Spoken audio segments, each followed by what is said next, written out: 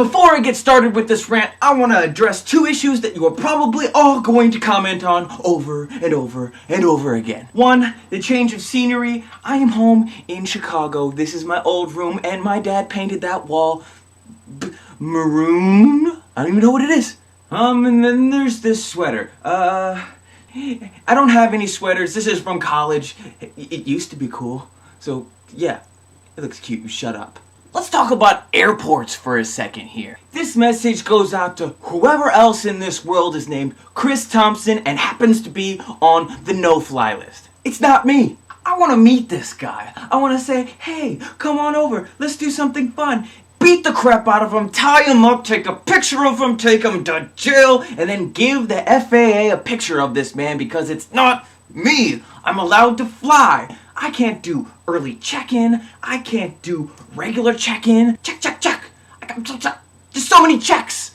I have to be seen by an attendant. Then they have to bring me through security. Check my ID. Then they have to go through my bags and give me a pat-down. I'm gonna admit though, the pat-down is kind of exciting and everything, but I mean, you can at least, buy me a drink first. I mean, I'm not that cheap.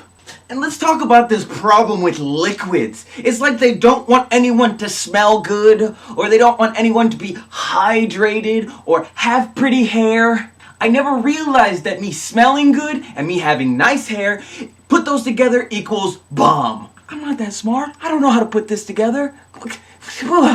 Which brings me to my next point. You ever notice you always get stuck next to the person that smells really bad?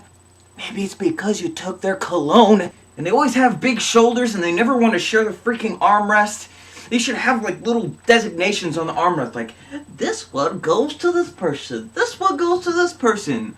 Or maybe they should give each seat 2 arm thingies, armrests, whatever. Or you get the people who want to tell you their life story. Yeah, so I've been to New York 8 or 9 times, and so what do you do? Yeah, I work in the film industry. Then you pretend to fall asleep. While you are pretending to fall asleep, this person still manages to gab your ear off about stuff you will never, ever care about. And remember when you used to get meals on a plane? They would actually give you a little sandwich and some chips and a drink, and they'd give you the whole can. Now all you get is pretzels, and they only fill up the cup for you, and they keep the can. I feel like they're stealing from me. Now, for the price of $5, you get a box of raisins, 2 cookies, and that mystery bag of nuts that you'll never find anywhere else. And it's actually really good. Those you know what I'm talking about? It's not like pretzels. It's like sweet and nuts. That's besides the point. But no, seriously, if you know where those are, I'd love a whole box full.